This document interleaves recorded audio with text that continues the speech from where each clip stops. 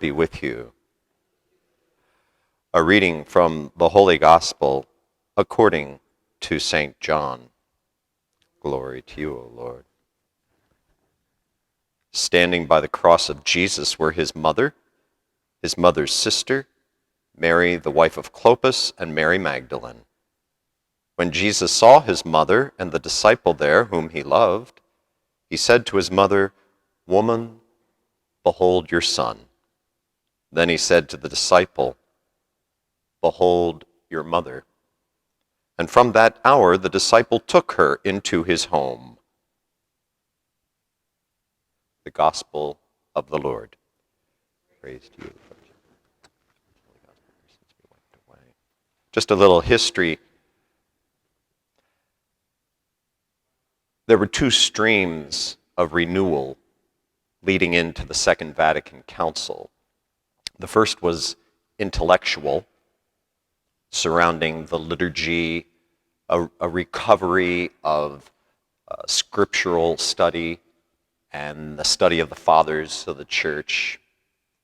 That was the one stream of renewal. The other stream of renewal was the devotional stream that was particularly Marian over about 100 years, because you had the two papal declarations, the Assumption of the Blessed Virgin Mary, the Immaculate Conception, and then you had Lourdes in 1858, you had Fatima in 1917, and so there was a very strong momentum leading into the council on that devotional Marian side, in contrast maybe to the intellectual side. And so there was a great debate at the Second Vatican Council among the bishops as to how to talk about Our Lady when they were drawing up the schema, the dogmatic constitution on the church.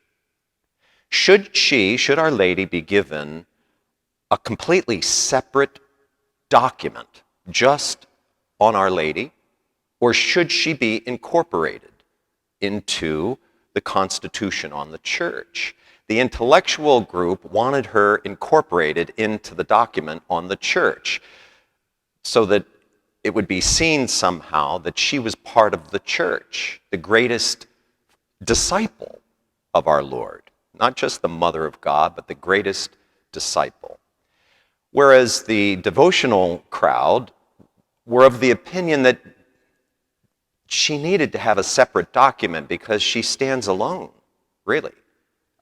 We give her the highest form of veneration among the saints. We obviously do not worship Our Lady, but we give her hyperdulia, an exalted form of devotion compared to the rest of the saints.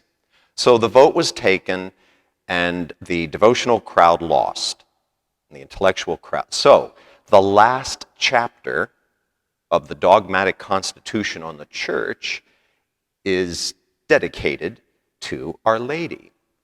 But if you go back and read what it says, it's a pretty strong statement about her spiritual motherhood. She is our mother in the order of grace. And the document goes on to say, when she was taken up into heaven, she did not lay aside this saving role, but she continues by her intercession for all to gain for us the gifts of eternal salvation. Mary has more than just an exemplary role as the greatest disciple. She has a saving role. It is subsidiary or subsumed under the one mediatorship of Christ. It draws its strength, it draws its participation from him, inasmuch as he shared everything with his mother and shared her with us from the cross. So she has a powerful role in the Christian life, whether people acknowledge it or not. Because, let's be honest, there's a lot of Christians who don't acknowledge her motherhood in the spiritual order of grace over us. It's interesting to note that Pope Paul VI, as his very last act to close the Second Vatican Council, did a little bit of an end run around the bishops. And he declared Mary solemnly as Mother of the Church. So in a sense, he must have somehow wanted to bring the devotional crowd back in.